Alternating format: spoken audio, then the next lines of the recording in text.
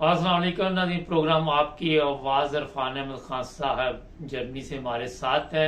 السلام علیکم خان صاحب۔ جی وعلیکم السلام۔ خان صاحب یہ بتائیے، کوئی الیکشن نظر آ رہے ہیں ہوتے یا نہیں؟ نہیں، الیکشن تو بہرحال ہو ہی جائیں گے کسی نہ کسی سٹیج کے اوپر۔ سوال یہ ہے کہ آیا سپریم کورٹ کے کسی حکم کے تحت 90 دن تو گزر گئے، اس سے پہلے مطلب وقت سے پہلے ہو جاتے ہیں، اس پلان سے پہلے ہو جاتے ہیں جو الیکشن کمیشن نے بنایا ہوا ہے، یا الیکشن کمیشن کو ڈکٹیٹ کیا گیا ہے، یا سپریم کورٹ کے حکم پہ فوری الیکشن کا حکم ہوتا ہے۔ یہ صورتحال جو ہے ایک دائیں بائیں والی ہے، اور سب اسی کے منتظر ہیں کہ بھئی الیکشن ہونے تو ہیں، اب کس کے حکم پہ ہوتے ہیں؟ آج سپریم کورٹ کے حکم پہ ہوتے ہیں، یا الیکشن کمیشن کے حکم پہ ہوتے ہیں، یا ان طاقتوں کے حکم پہ ہوتے ہیں جو پاکستان کی سیاست کو کنٹرول کر رہی ہیں؟ یہ دیکھنے والی بات ہے۔ خان صاحب بڑی سوشل میڈیا پہ بھی خبریں چل رہی ہیں کہ یہ پہلے الیکشن ہوں گے جہاں وزیر اعظم کا پہلے اعلان کر دیا گیا ہے۔ آپ سمجھتے ہیں یہ چیزیں جس طرح پروگرام بنایا گیا اسی طرح ہی چلیں گے؟ یہ آپ کچھ نہیں کہہ سکتے، یہ سیاست میں آپ کچھ نہیں کہہ سکتے، اور وہ جہاں پر آپ کو معمول کے سیاسی حالات ہوں جیسے مغربی دنیا میں ہے، وہاں تو آپ ایسے اندازے لگا سکتے ہیں، لیکن جہاں کنٹرول سسٹم ہو، جہاں سیاست کو، ریاست کو کنٹرول کرنے والے ادارے دوسرے ہوں، وہاں آپ کچھ نہیں کہہ سکتے کہ وہ کس ڈائریکشن میں کام کر رہے ہیں۔ ان کا ہوا ہوا کام جو ہے وہ ایک دم سامنے آتا ہے۔ 2018 کے الیکشن کے اندر یہی صورتحال سامنے آئی تھی، اور ایک دم لوگوں کو پتہ لگا ہاں یہ تو پورا پلان وہ تھا جس کی وجہ سے مختلف سیٹوں پر مختلف لوگوں کو ہرا کے مسلم لیگ نون کے اور تحریک انصاف کے لوگوں کو جتا کے تو ایک رزلٹ جو ہے وہ سامنے لایا گیا۔ اب وہی طاقتیں اگر اس وقت ایکٹیو ہیں، ان کی پلاننگ کیا ہے، یہ آپ کو جب الیکشن ہو جائیں گے تبھی سامنے آئے گی صورتحال۔ خان صاحب عمران خان کا کیا مستقبل آپ دیکھ رہے ہیں؟ دیکھیں، عمران خان کو سیاست سے آؤٹ کرنا جو ہے وہ انہی طاقتوں کا کام ہے جو پاکستان کی ریاست کو کنٹرول کر رہی ہیں، سیاست کو کنٹرول کر رہی ہیں، تو اس لیے بظاہر یہی نظر آتا ہے کہ بھئی اس کو کوئی رول سیاست میں ادا کرنے نہیں دیا جائے۔ خان صاحب پی ٹی آئی کا اس کا مطلب مستقبل آپ کیا دیکھ رہے ہیں کہ اس کے عمران خان کے علاوہ پی ٹی آئی حصہ لے گی الیکشن میں؟ دیکھیں، ہماری تمام سیاسی پارٹیاں جو ہیں وہ افراد کے پیچھے چلتی ہیں، کسی نظریے کے پیچھے نہیں چلتی۔ کوئی سیاسی آئین جو پارٹی کا آئین ہوتا ہے اس کے مطابق ان میں ڈے ٹو ڈے افیئر جو ہیں وہ نہیں ڈیل کیے جا رہے ہوتے، یا اس کے مطابق وہ سیاست نہیں کر رہی ہوتی۔ یہی حال تحریک انصاف کا ہوا ہے۔ اس لیے تحریک انصاف کا ایک بڑا طبقہ جو نوجوانوں کا طبقہ تھا، وہ جو یہ سمجھ کے تحریک انصاف میں آیا تھا کہ بھئی پہلی جو سیاسی پارٹیاں ملک میں موجود ہیں انہوں کے سربراہوں نے دھاندلی کی ہے، اپنی مرضی چلائی ہے، تو اب یہ پراپر سیاست لے کر عمران خان صاحب میدان عمل میں آئے ہیں، اس لیے لوگ ان کے پیچھے لگے تھے کیونکہ ان کے بیان اس قسم کے تھے۔ لیکن انہوں نے بھی سیاست میں آنے کے بعد، سیاست کے اقتدار میں آنے کے بعد جو ہے وہی پیترا اختیار کیا جو زرداری صاحب نے اختیار کیا، جو نون لیگ اختیار کرتی چلی آ رہی ہے، یا دوسری سیاسی پارٹیاں جمعیت علماء اسلام اختیار کرتی چلی آ رہی ہے۔ تو اس لیے لوگوں کو اس طبقے تو بہت مایوسی ہوئی ہے۔ تو اس لحاظ سے عمران خان صاحب نے، کیونکہ جو سیاسی تبدیلی عوام چاہتے تھے اس کی طرف انہوں نے قوم کو لے کر نہیں گئے، نہ سسٹم کو لے کے گئے، نہ نظام کو لے کے گئے، اس لیے ان کو کمی فیل ہونے والی بات محسوس نہیں ہوتی سوسائٹی کے اندر۔ خان صاحب ایک بڑا اہم سوال ہے کہ فوجی عدالتوں کا جو کچھ بھی آپ نے سنا کہ سپریم کورٹ نے کہا کہ یہ غیر قانونی ہے، مگر ابھی تک لوگ جو تھے وہ تو وہیں پہ ہی ہیں، انہیں کوئی بھی ریلیف نہیں ملا کہ نارمل عدالتوں میں ان کے کیس چلائے جائیں۔ تو سپریم کورٹ کے فیصلوں کی کوئی اہمیت ہے؟ ایسی نہیں، دیکھیں پروسیجر رک گیا ہے، عدالتیں اب نہیں لگ رہی، فوجی عدالتیں اس پر شروع ہو گئی تھی، فوجی عدالتیں بیٹھ رہی، وہ بند ہو گئی نہیں ہے۔ صرف یہ ہے کہ بھئی ان کے کیس جو ہے وہ سول کورٹ میں ابھی موو نہیں کیے، یا فوجی عدالتیں ختم کرنے کا اعلان نہیں ہوا۔ لیکن سسٹم سپریم کورٹ کے فیصلے کے بعد سٹاپ ہو گیا. اب حکومت آیا اپیل کرتی ہے, اپیل میں جاتی ہے. بظاہر یہی نظر آتا ہے جیسے کہ وزیر اعظم صاحب نے کہا تھا, نگران وزیر اعظم صاحب نے کہ ہم اپیل کریں گے, ابھی کی نہیں انہوں نے, تو ہم کہیں تیاری کر رہے ہوں, لیکن اپیل میں بھی ان کو شکست ہوگی. اب بڑا یہی ہوگا نا, اپیل کے اندر ایک بڑا بینچ بنے گا, اس سے بڑا بینچ بنا لیں گے تو اس کے اندر بھی ان کو خفت اٹھانی پڑے گی. فوجی عدالتیں قائم کرنے کا, یہ فوجی عدالتیں اس وقت رن کرنے کا جو ہے وہ ماحول نہیں ہے ملک کے اندر. نہ فضا ایسی ہے, نہ عوام ساتھ دیں گے, نہ قانون دان ساتھ دے رہے ہیں. تو اس لیے میں نہیں سمجھتا کہ یہ اس کے خلاف اپیل کر کے تو کچھ حاصل کر لیں گے, اور ان کو مقدمے بالآخر سول کورٹ میں چلانے پڑیں گے. ہاں یہ ہو سکتا ہے کہ اندرون خانہ گفتگو شنید چل رہی ہو حکومت کے ساتھ کہ جی آپ ان کے لیے خصوصی عدالتیں بنائیں, آپ جو فوجداری عدالتیں ہیں ان کے اندر مقدمات نہ چلیں, یا فوجداری قانون کو جو ڈیل کرتی ہیں, بلکہ ان کے لیے خصوصی عدالتیں جو ہے بنا دی جائیں. ممکن ہے کہ اس قسم کی گفتگو شنید اندر حکومت اور فوج کے درمیان چل رہی ہو. خان صاحب ایک چیز بتائیے کہ کوئی بھی ادارہ ہمارا ہے, وہاں پہ چاہے وہ باپٹا ہے, چاہے وہ نیب ہے, چاہے وہ نادرا ہے, چاہے وہ کوئی بھی ہے, کیا سول لوگ اس قابل نہیں ہے کہ وہ اس اداروں میں جا کے کوئی ذمہ داری ادا کر سکے؟ ہر جگہ پہ یا تو ریٹائر فوجی جوان جاتا ہے یا حاضر ڈیوٹی جاتا ہے, تو جو سول لوگ ہیں وہ کدھر جائیں پھر ملازمت کے لیے؟ دیکھیں بات یہ ہے کہ ہم ان اداروں کو جو ہے وہ پروفیشنلز کے ساتھ چلانا نہیں چاہتے, بلکہ بیوروکریسی کے ساتھ چلانا چاہتے ہیں. حکومت جو ہے وہ اپنا دھاندلی یا اپنا ہاتھ اپر رکھنا چاہتی ہے.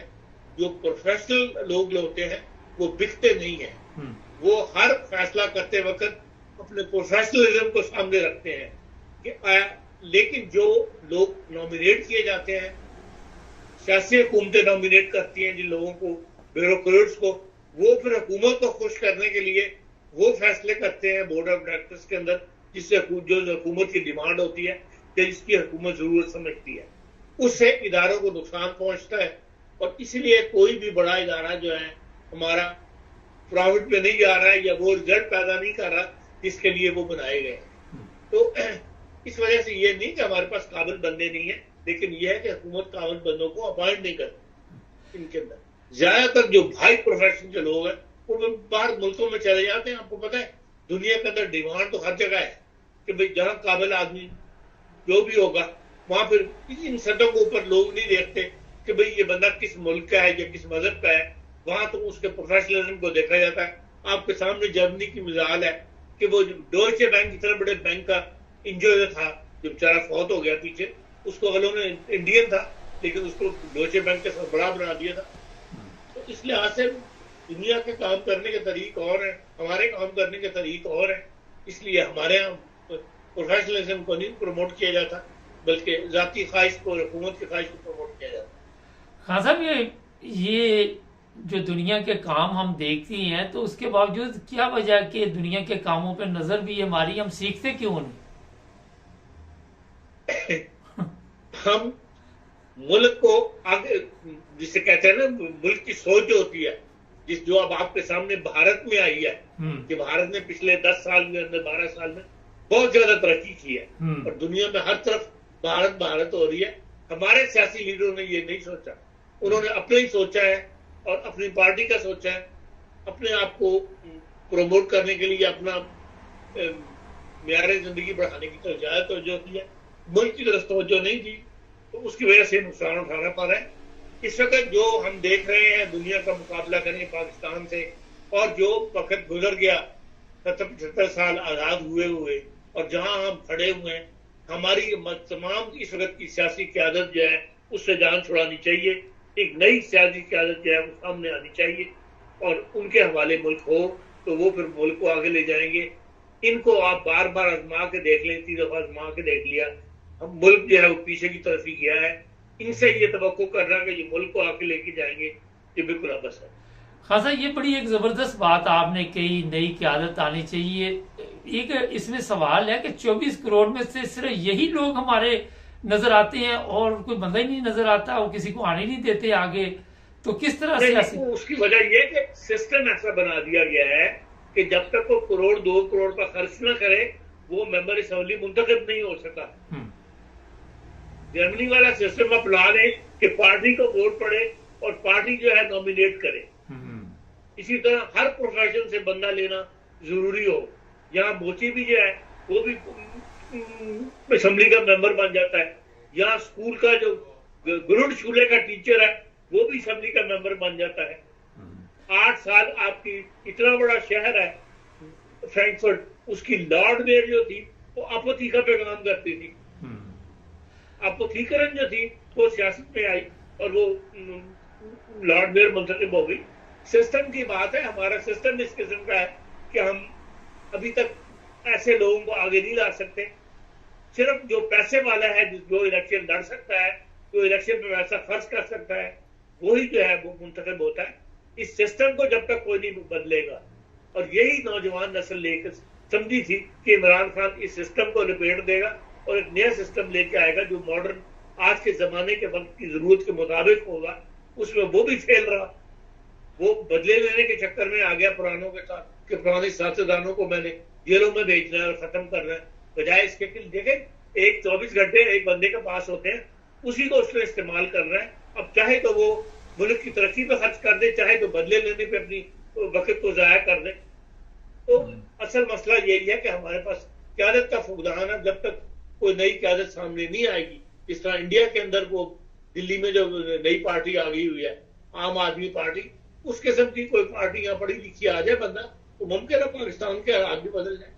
اچھا، آخر میں یہ بتائیے، فلسطین کے ساتھ اس وقت جو حالات چل رہے ہیں، اسرائیل بمباری کر رہا ہے اور مسلمان خاموش ہیں، کچھ اس بارے میں تھوڑی سی بتائیں گے ہمارے دیکھنے والوں کو؟ نہیں، آپ پاکستان کے بارے میں بات کرنا چاہتے ہیں؟ نہیں، میں آخر پہ سوال کر رہا ہوں کہ پاکستان نے بھی کھل کر فلسطین کی حمایت نہیں نہ کی۔ دیکھیں، ہم دور بیٹھے اس سے زیادہ اور کیا کر سکتے ہیں؟ جو کل میں نے اس کی اسپیچ سنی ہے منیر اکرم کی، جو اس نے کی ہے یونائیٹڈ نیشن میں، بڑی اچھی تقریر کی ہے اس نے، اور کینیڈا کے نمائندہ جو تھا اس کے جواب میں کی ہے، اس میں وہ دبا نہیں ہے، اس نے بڑی اچھی تقریر، کینیڈا کے جو نمائندے تقریر چڑھا کے رکھ دی ہے، منیر اکرم نے بہت اچھی تقریر کی ہے۔ اب ہم تو دیکھیں کمزور ملک ہے دنیا میں، ہماری آواز نہیں ہے، ہم اپنا مسئلہ جو ہے کشمیر کا مسئلہ فلسطین سے چھوٹا مسئلہ نہیں ہے، اس پہ ہم 4 بندے اکٹھے کر نہیں سکے، ہم مسلمان ممالک کو اکٹھے کر نہیں سکے، تو ہم دوسروں کے معاملات کے اندر اس سے زیادہ اور کیا کردار ادا کر سکتے ہیں کہ سوائے اس کے کہ انٹرنیشنل فورم کے اوپر تقاریر کر دیں، انٹرنیشنل کے اوپر دنیا کو اپنا نقطہ نظر جو ہے وہ بیان کر دیں، اس سے زیادہ ہم کرنے کی پوزیشن میں نہیں ہے، اور وہ پاکستان کر رہا ہے۔ لیکن افسوس کی بات یہ ہے جو یونائیٹڈ نیشن میں جو جنرل اسمبلی کا اجلاس ہوا تھا جس میں جنگ بندی کی 2 دن پہلے کہ بھئی فوری طور پر جنگ بندی کی جائے، غزہ کے اندر مسلمان مر رہا ہے، اس کے اوپر بھی جو 43 آدمی جو غیر جانبدار رہے ممالک، ان کے اندر مسلمان ملک بھی شامل ہے، حتیٰ کہ عراق بھی شامل ہے جس نے اتنی بڑی مصیبت اٹھائی ہے۔